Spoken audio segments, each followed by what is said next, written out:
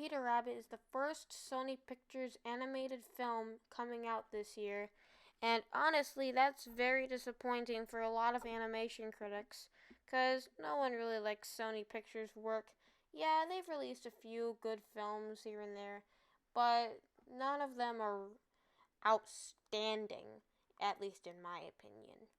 But getting on to this film, this is Sony's first impression for this year, and let's just run through what I think. Now, tell me if this sounds familiar.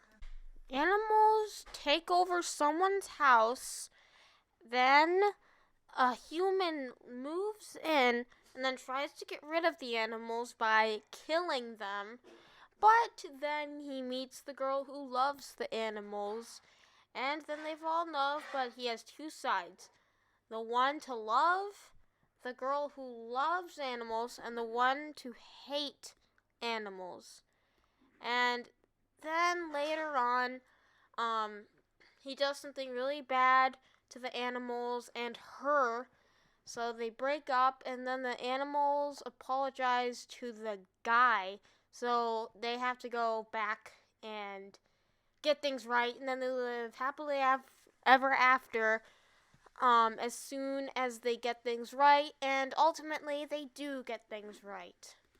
So that's basically the entire movie, except filled with slapstick humor in a movie that is supposed to be based on English literature.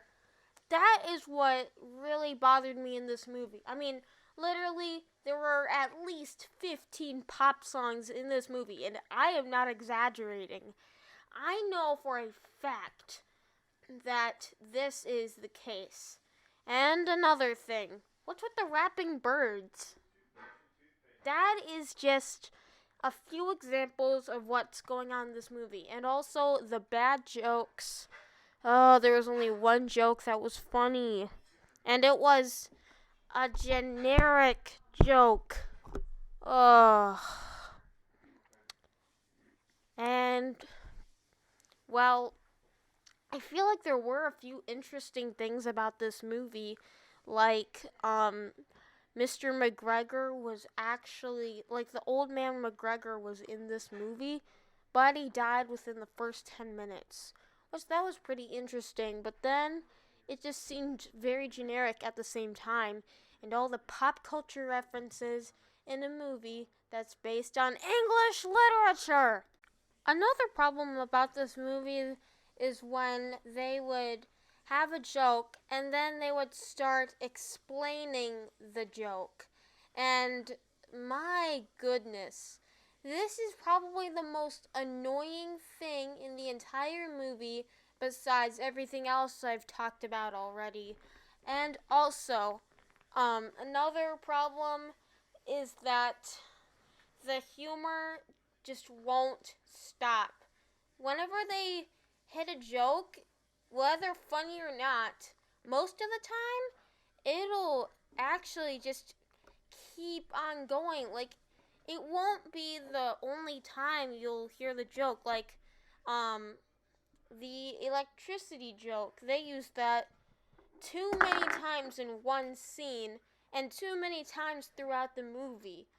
And if you don't know what I'm talking about, just see the trailers. The electricity doorknob joke, if you probably know what I'm talking about if you've seen the trailers. But anyway, so excuse me. This is just something that occurs way too much in the movie. I mean, seriously. I mean, at least they didn't keep saying, like the joke at the beginning of the movie, the butthole joke. Anyway, so, yeah, and it really, like, they keep explaining the jokes, and it's really annoying. And ironically, even though I have a friend who's literally allergic to almost everything, I still wasn't really offended by the allergy joke that has been very controversial since the movie's release. And right now, I mean, it has been spreading all over the place. And honestly, I don't mind. I don't mind that joke. I mean, come on. At least it was one joke that they didn't keep doing. So, that's a plus. And I'll admit, it wasn't one of their strong jokes, but at least they're trying to be original.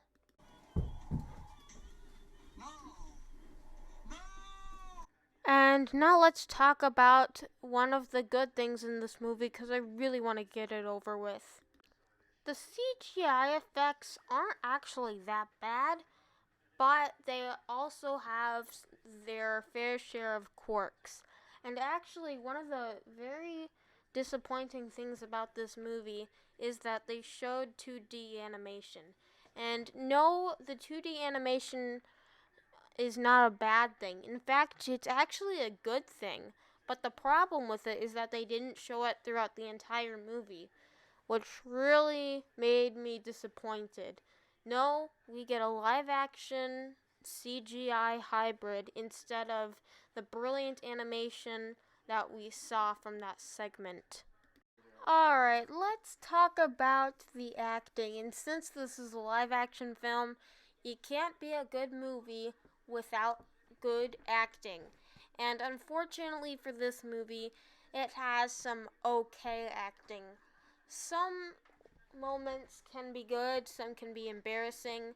Like the actor of Mr. McGregor. I mean, he was not that great at the beginning of the movie, but at the end he got really strong. And that's kind of what happened with a lot of the actors.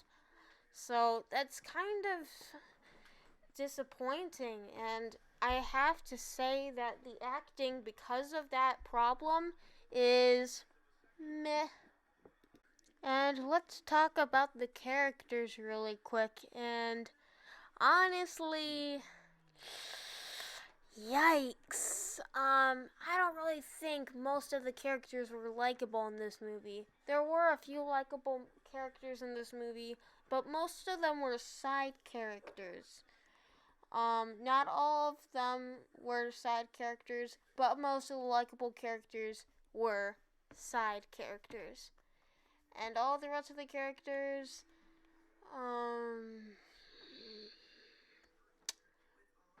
let's give this movie a final score. So, for its final score, it's gonna be interesting because this isn't one of the worst movies of all time. Actually, far from it, but it's a terrible movie. Do not watch it. Do not. So, most people might be like, oh, if it's one of the worst movies of all time, I can watch it so it can, like, I can form my own opinion for the top 10 worst movies of all time. But no, this is not gonna help you. This isn't. It just isn't.